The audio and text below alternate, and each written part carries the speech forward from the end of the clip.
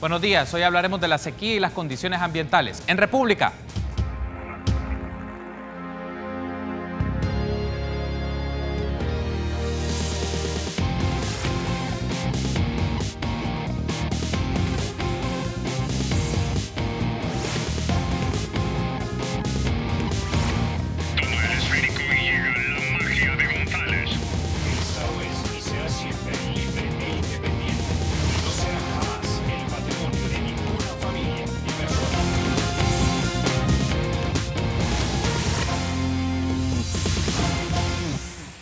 Muy buenos días, qué gusto que nos acompañe en República. Les saluda Carlos Monterrosa, edición del jueves 19 de julio del año 2018. Vamos a hablar un poco de las condiciones medioambientales, de la sequía y de sus impactos y sus implicaciones en los territorios. Es un gusto para mí recibir a Lina Pol, ministra de Medio Ambiente, y también está conmigo Celina Catán, directora general del Observatorio Ambiental. Buenos días, bienvenidas a República.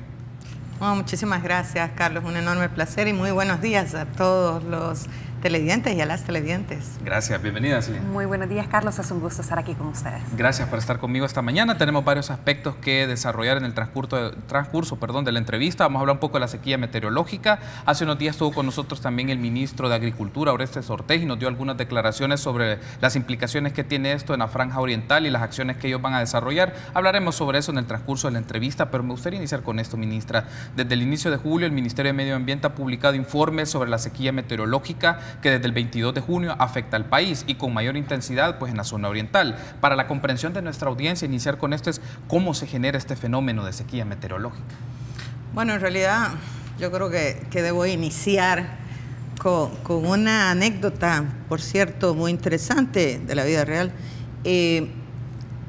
Resulta que el presidente de los Estados Unidos, Donald Trump, que recientemente se retiró del Acuerdo de París de cambio climático, un escéptico del tema de cambio climático, coloca a un científico escéptico también del tema de cambio climático al frente de la NASA.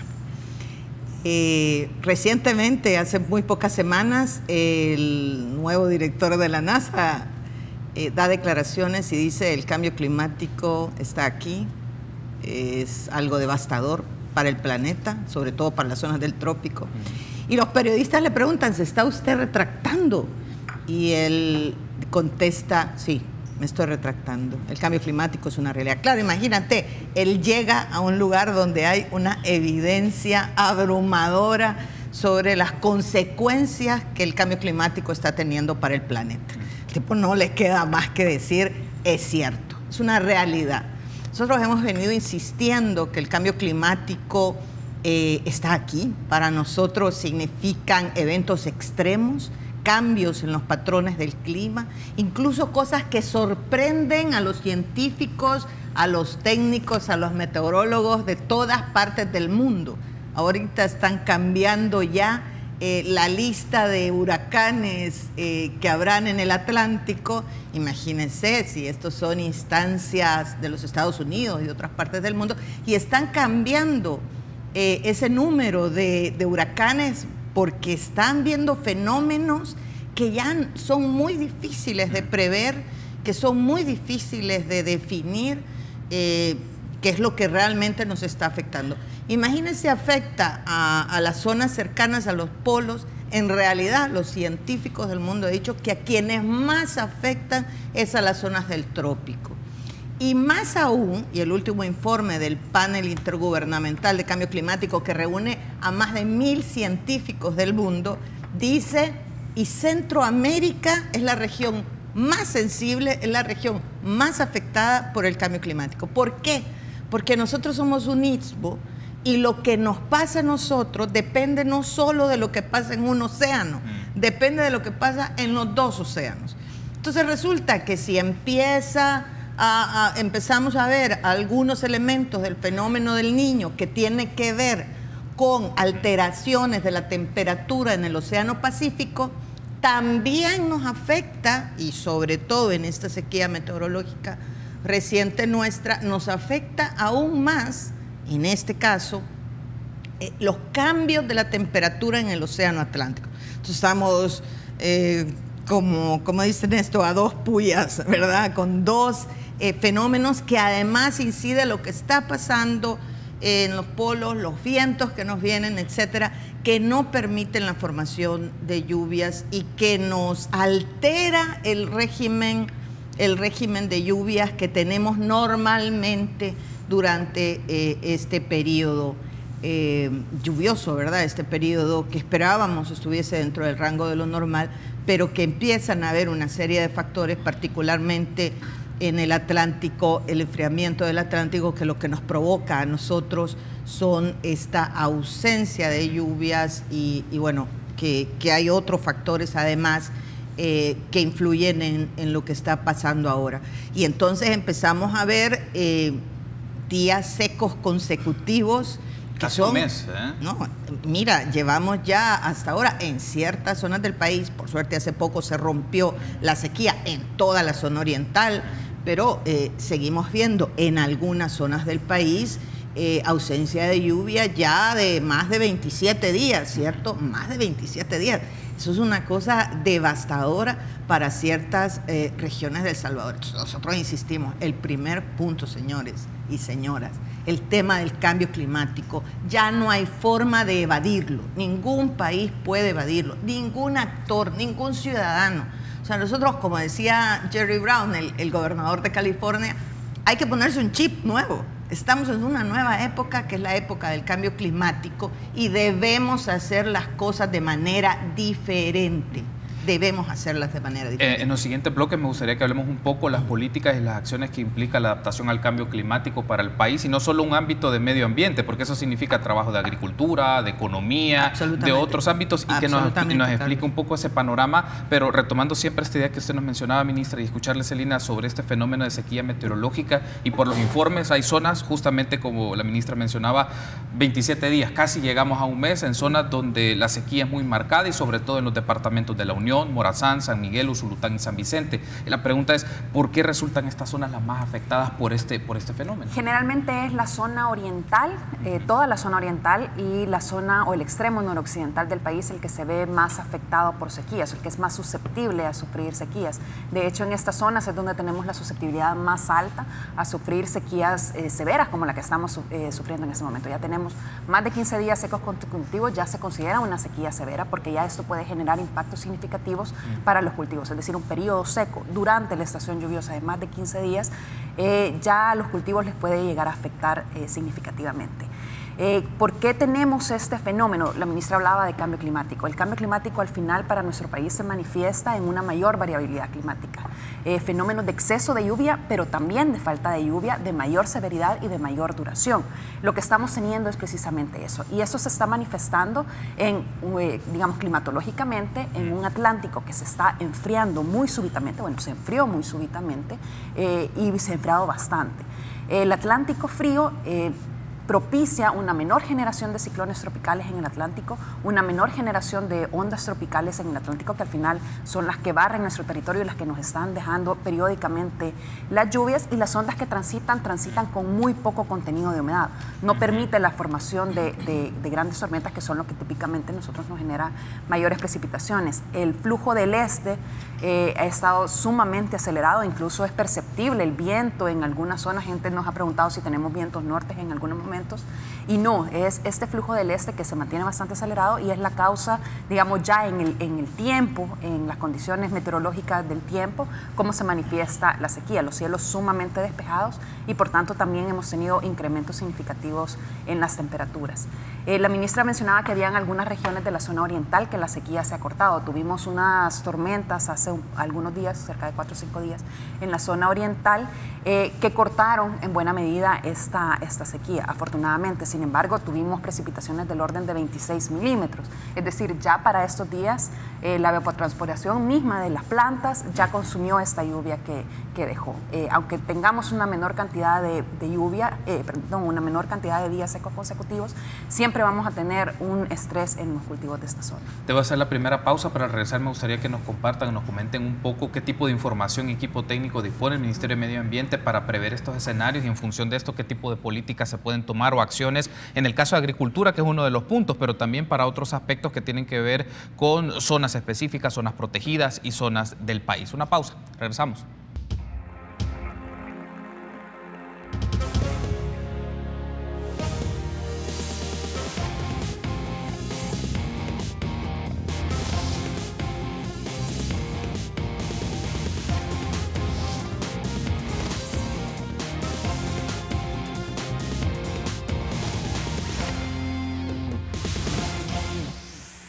Continuamos en República hablando sobre las condiciones medioambientales, la sequía meteorológica y sus impactos en los territorios. Me acompañan Lina Pol, ministra de Medio Ambiente, y Celina Catán, directora general del Observatorio Ambiental del Ministerio de Medio Ambiente. Y me gustaría retomar, Celina, un aspecto, porque hace unos días estuvo con nosotros Orestes Ortiz, ministro de Agricultura, y él nos comentaba la relevancia de disponer información previa de las condiciones meteorológicas en el país y las implicaciones que tiene para la agricultura. Y le consulto, en este caso, ¿qué tipo de información y equipo técnico dispone el Ministerio de Medio Ambiente para predecir estos escenarios, o por lo menos tener escenarios de condiciones meteorológicas que les permiten en los próximos meses tomar decisiones? Ahora que hay una afectación en el tema de sequía, pues deben de tomar políticas de contingencia en función de darle semillas o tratar de apoyar a los agricultores, pero ¿qué equipo técnico se dispone para prever un poco estos escenarios? Bueno, nosotros nos hemos tratado de enfocar bastante en los servicios climáticos, es decir, en poner el clima al servicio de los distintos sectores, siendo agricultura sin duda uno de los sectores principales.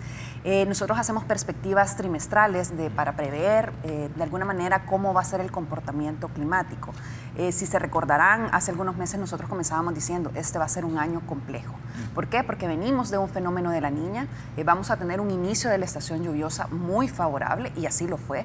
Tuvimos un mes de abril, un mes de mayo con muy buena producción de lluvia, pero posteriormente vamos a entrar en condiciones neutras, e incluso existe una posibilidad de que a final de año tengamos un fenómeno del Niño. ¿Esto qué significa? Un fenómeno de la Niña para nosotros es bastante lluvia, un fenómeno del Niño para nosotros es sequía. Se preveía un julio seco, relativamente, digamos, un julio con déficit de precipitaciones. No se preveía con la magnitud que se tuvo, porque el Atlántico tropical norte tan frío fue algo sumamente súbito que no se logró ver, que ninguno, como comentaba la ministra, incluso todos los que hacían perspectivas de huracanes en el Atlántico, las perspectivas fueron mucho más favorables que las que actualmente se tienen. Esto sin duda ha afectado mayor, pero nosotros siempre estamos generando este tipo de insumos para el sector agrícola. Generamos gráficas para poder prever cómo va a ser el comportamiento de los cultivos ante estos escenarios posibles de lluvia que se tienen, dependiendo de los distintos tipos de siembra. Entonces nos sentamos con el sector agrícola, con el Ministerio de Agricultura en particular, a poder ver estos distintos escenarios. Ellos nos plantean distintos mecanismos. ¿Qué pasa si yo siembro en esta época? ¿Qué pasa si yo siembro 5 días después? Y así vamos modulando los escenarios para poder llegar al escenario que llegue a afectar menos al productor. Además de eso, pues nosotros mantenemos un monitoreo constante de los distintos fenómenos. Tenemos una red de estaciones meteorológicas y climatológicas bastante grande que cubre todo el país. Estamos monitoreando cómo el desarrollo del fenómeno del Niño, el desarrollo o cómo se comporta el Atlántico y cómo esto nos puede afectar en nuestro territorio. Si ustedes ven nuestros informes, nosotros empezamos a decir, miren, ojo que estamos teniendo una sequía que puede llegar a impactar. Estamos previendo que para los próximos días esto no va a cambiar, no va a ser más favorable. E incluso todos los medios en ese momento estaban un poco asustados. Nadie creo que esperaba que nosotros estuviéramos hablando de una sequía. Incluso internacionalmente el FUSNET, que envía perspectivas de clima y de cómo va a ser el comportamiento de los cultivos a la región, cuando nosotros ya estábamos hablando de una sequía, ellos seguían hablando de condiciones favorables de lluvia, hasta que nosotros empezamos a enviarles nuestros informes y les dijimos, ojo, que ya estamos teniendo y vamos a seguir teniendo afectaciones. Ante estos escenarios que describe Celina y el equipo técnico que dispone el Ministerio de Medio Ambiente, los mapas y la información que disponen para el Ministerio de Agricultura, ¿qué se puede hacer en este escenario? Porque el ministro de Agricultura nos mencionaba, ellos tienen una base para proveer semillas a las personas, sobre todo hay gente que ha perdido sus cosechas en esta franja oriental. ¿Qué se puede hacer? Y también cómo se puede analizar desde las prácticas agrícolas que algunas personas pueden tener. Es decir, que a pesar de que el escenario se diga no puede ser muy favorable, pero lo hacen evidentemente por condiciones de subsistencia o situaciones muy complicadas para ellos, pero cómo se puede evitar de que les afecte de una manera muy fuerte y que en algunos casos tienen pérdidas, algunos casos de miles de dólares o de regiones en donde si se suma se ha perdido una cantidad importante de sus cosechas. Yo creo que aquí, ahondando, hay dos tipos o dos niveles de información que manejamos en el Ministerio de Medio Ambiente. Esta información, que es una información no solo de perspectivas del clima, pero información de qué está pasando con el clima, hablamos de temperaturas, hacemos estudios, etcétera. Tenemos estas estaciones, radares meteorológicos, enviamos la información a distintas instancias, un personal extraordinariamente bien formado, una instancia muy sólida, dirigida además por una mujer brillante, nuestra directora del Observatorio Ambiental, pero pero digamos, ese es un nivel de información que nosotros tenemos. También tenemos un nivel de información ya sobre los escenarios climáticos. ¿Qué va a pasar de aquí a unos años? ¿Cómo va a seguir? ¿Cuáles son las perspectivas? Y depende, estos escenarios incorporan el tema de, bueno, ¿qué políticas deberíamos de implementar? Y sobre la base de esas políticas, ¿cuáles van a ser las tendencias de lo que nosotros vamos a tener? No solo en lluvia, también en aumento de temperatura, que es algo que estamos viendo ahora nosotros en Oriente.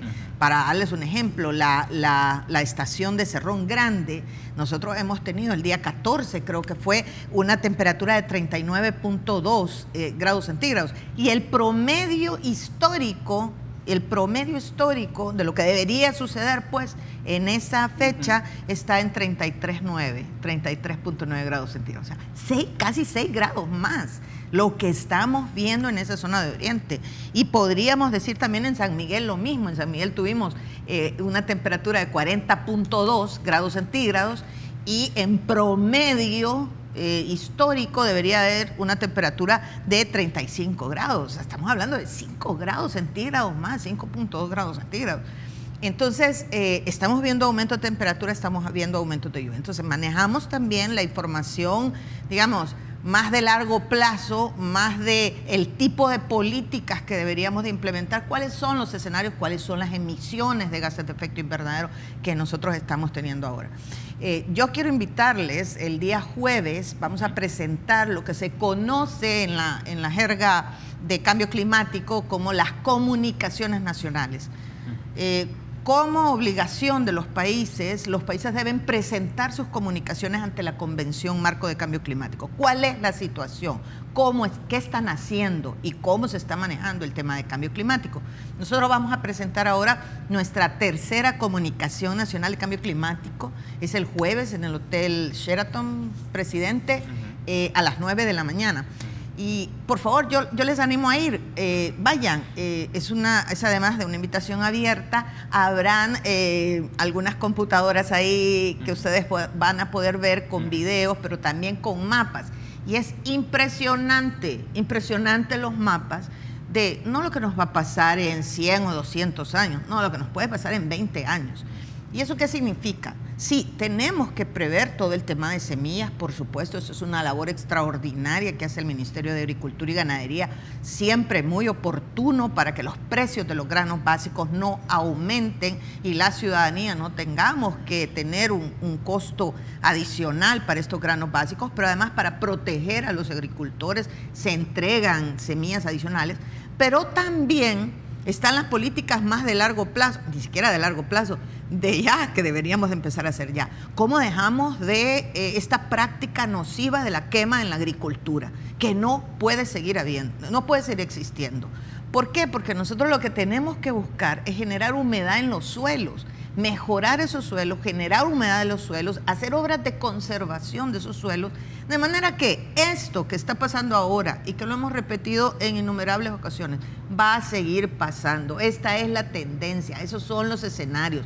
Menos agua, cada vez menos agua. ¿Y usted cree, ministra, por lo que me describe, que en este caso los agricultores o el sector de la agroindustria lo tiene claro este panorama y de que debe hacer medidas o acciones para contrarrestar los impactos del cambio climático? Digamos, en función del gobierno tiene prioridades, tiene programas y acciones, evidentemente, pero aquí también hay otra serie de actores en el ámbito más agrícola, agroindustrial y empresarial sobre esto. ¿Tienen claro este panorama? Yo creo que cada vez más están viéndolo, porque es un tema económico. El tema ambiental ya dejó de ser un tema, digamos, marginado y de estos locos soñadores ambientalistas, como nos decían siempre. Esto ya es un tema económico. ¿Por qué es un tema económico? Porque se trata de los recursos naturales, de los recursos de la materia prima fundamental para las actividades económicas. O sea, ¿quién va a poder, déjese desarrollarse económicamente, vivir sin agua? Nadie. O sea, es el recurso fundamental de todos los ciudadanos, de todas las actividades económicas. Entonces, hay una preocupación cada vez mayor de los sectores. De hecho, debo decir, el sector cañero ya está iniciando una Acción Nacional de Mitigación, se llama, es un estudio que se hace de dónde está la mayor contaminación que se genera, dónde están los mayores problemas y cómo intervenir en esos problemas. La banca Avanza ha solicitado a la Organización de Naciones Unidas del Medio Ambiente, ONU Medio Ambiente, un trabajo para poder analizar toda su cartera de créditos con los indicadores de cambio climático, con la perspectiva de cambio climático. Entonces, yo creo que los actores todos nos estamos moviendo. Cuidado que no sea muy lento este movimiento, porque es que la gente lo ve como muy lejano. Y ya verán ustedes los escenarios de cambio climático en términos de temperatura, en términos de cantidad de lluvias que va a caer en algunas zonas del país para los próximos años. O sea, nosotros tenemos que ir más rápidamente haciendo estos cambios de política que ya están determinadas, estos cambios de política hacia una nueva forma de hacer las cosas, considerando que los temas ambientales, los temas de cambio climático son estratégicos, ya no son marginales, ya no son como, no sé, como pintarte de verde. No, cuidado, es un tema económico, profundamente económico. Debo de hacer una pausa, pero al regresar me gustaría que hablemos un poco del Plan El Salvador Sustentable y también un poco los escenarios que se prevén en las condiciones climáticas en los próximos meses. Regresamos.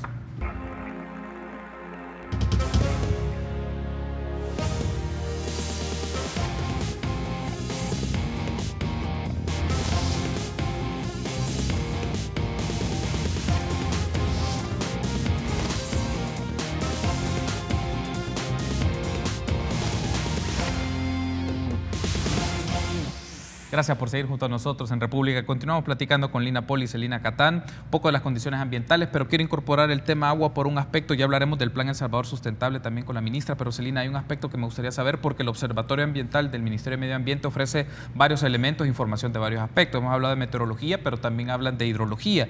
Y para efectos de la discusión del tema agua, que está en debate, aunque se ve el ámbito más legal, institucional en la Asamblea Legislativa, que es fundamental, pero por otro lado, el ámbito de la información sobre los mantos acuíferos, las zonas donde más se utiliza y los usos del agua a nivel nacional. Es decir, ¿qué información nos ofrece el observatorio en el campo de hidrología que debemos saber que es emergente sobre las condiciones del agua en El Salvador?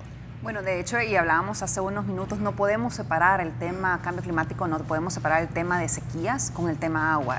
Realmente muchas veces se dice, bueno, entonces hay que hacer más distritos de riego. Realmente esa no es la solución y nosotros tenemos un monitoreo de todos los ríos del país y tenemos un monitoreo también de los acuíferos principales del territorio. Y hemos estado viendo un descenso sostenido desde 2013 más o menos, que iniciamos con los años secos, desde 2012, 2013 fueron años secos, 2014 tuvimos sequías muy fuertes, el julio históricamente registrado más seco. Posiblemente incluso logre romper ese récord que ya tenemos de 2014 y posteriormente 2015 igual, 2016, aunque no hubo un periodo de sequía pronunciado, sí tuvimos un déficit de precipitación acumulada al final del año y bueno, 2017 que fue en el rango de lo normal. Pero todo este tiempo acumulado pues ha generado un descenso sostenido de los acuíferos y por supuesto hay que tomar las medidas necesarias para proteger este vital líquido, ¿no? Desde el observatorio nosotros mantenemos un monitoreo constante, no solo de las condiciones meteorológicas, también de las condiciones hidrológicas, el comportamiento de los ríos. Hemos visto déficits en el comportamiento de los ríos más o menos un mes después de que se empiezan a registrar reducciones en las precipitaciones, empezamos a ver estos déficits. De hecho, en 2014-2015, después de las sequías tan severas que tuvimos reducciones de más del 80% en algunos ríos del país.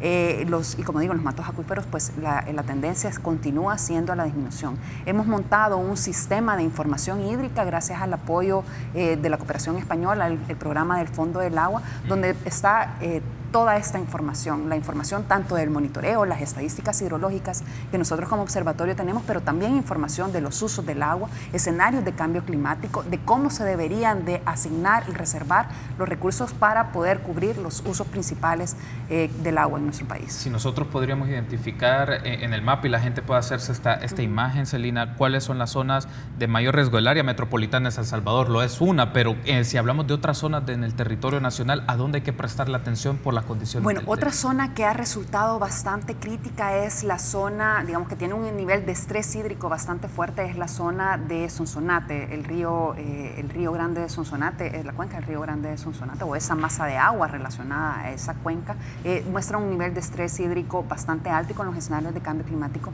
pues esto incrementa. La zona oriental es otra zona donde también hay que poner mucha atención, especialmente porque es hacia donde los escenarios climáticos nos llevan a una mayor reducción de lluvia. Lo hablamos hace unos minutos. Las sequías normalmente se pronuncian más o se evidencian más en la zona oriental del territorio. Ahora, combinando un poco el tema agua, pero también las implicaciones del cambio climático, ministra, el Plan El Salvador Sustentable identifica zonas en donde el cambio climático va a ser más severo, y dos mencionan en particular el corredor seco y la zona costero-marina, y particularmente la zona costero-marina es una zona, una franja en donde se están haciendo diferentes proyectos de infraestructura, de logística, o donde se quiere potenciar diversas actividades económicas. La pregunta aquí es qué tipo de medidas o qué tipo de acciones se deben desarrollar para mitigar, adaptarse al cambio climático en esta franja en particular, que es de apuesta logística, económica, estratégica, pero que también va a ser una de las más afectadas o más impactadas por el cambio climático. No, efectivamente, aquí hemos hablado del tema de sequía, pero bueno, es que también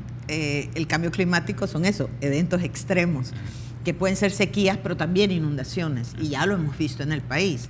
La zona costero-marina es una zona muy propensa a eso. Hemos estado viendo también, y el cambio climático significa aumentos en los niveles del mar. Y aumentos en el nivel del mar no quiere decir que el mar poco a poco va a ir avanzando y cubriendo esta zona, sino que cambia toda esta dinámica, y ya también lo hemos visto. Todo esto no es ciencia ficción, desafortunadamente es una realidad para nuestro país, y hemos visto ya estos aumentos de la marea o las mareas extraordinarias que hemos tenido, o estos eventos que a mí me resultan siempre muy importantes contar, que cuando uno llega y le dice a las personas, ¿no? Por favor evacúen, habrá un aumento en el nivel del mar, ahora llegará la marea y cubrirá parte de sus viviendas, y la gente le dice a uno que no, ministra, nosotros vivimos aquí, ya sabemos cómo es esto, ha pasado en otras ocasiones. Y uno le tiene que decir, señores, es cambio climático, y uno regresa ya cuando están las viviendas inundadas, y la gente te dice, ups, tenía razón, es así, esto no había pasado nunca.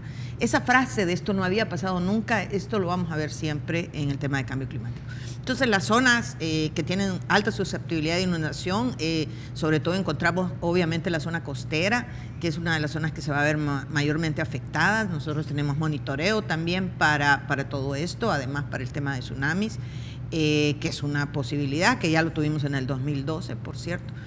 En toda la zona costera marina. Y en el corredor seco, porque, bueno, de eso depende buena parte de los agricultores de nuestro país. O sea, el 50% de la zona del corredor seco es producción de granos básicos, producción para la agricultura, son los agricultores de nuestro país. Entonces, una zona en la que tenemos que concentrarnos, porque ahí vamos a tener algunos cambios importantes. Y por eso el Plan El Salvador Sustentable se orienta hacia eso y define las acciones que se deben realizar en cada uno de los sectores y para cada uno de los actores que están involucrados dentro de este proceso. Por ejemplo, ya lo decía Celina, no podemos ver el tema de la agricultura si no lo vemos de una manera integral.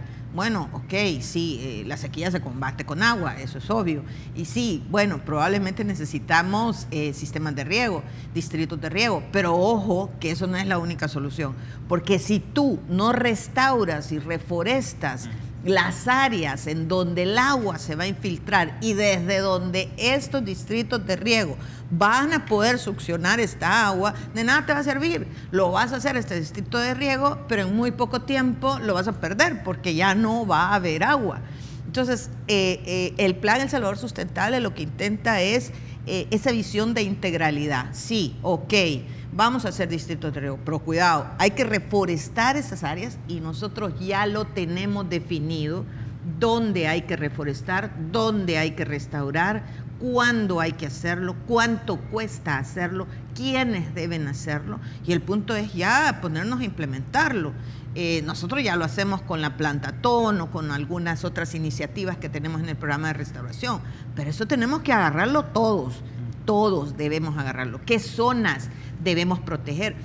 ¿Qué tipo de obra debemos hacer? A mí y estamos en conversaciones con distintos actores para ya implementar el plan El Salvador Sustentable, y me encantó una que propuso, por cierto, el sector agroindustrial y el sector de Camagro, y decía, bueno, los paquetes agrícolas démoslos, pero como un incentivo para obras de conservación de suelo.